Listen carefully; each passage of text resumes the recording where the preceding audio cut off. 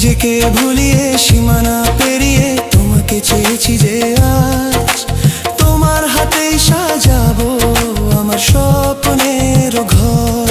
আমি তোমার প্রেমে পড়ে দুনিয়া ভুলে গেছি।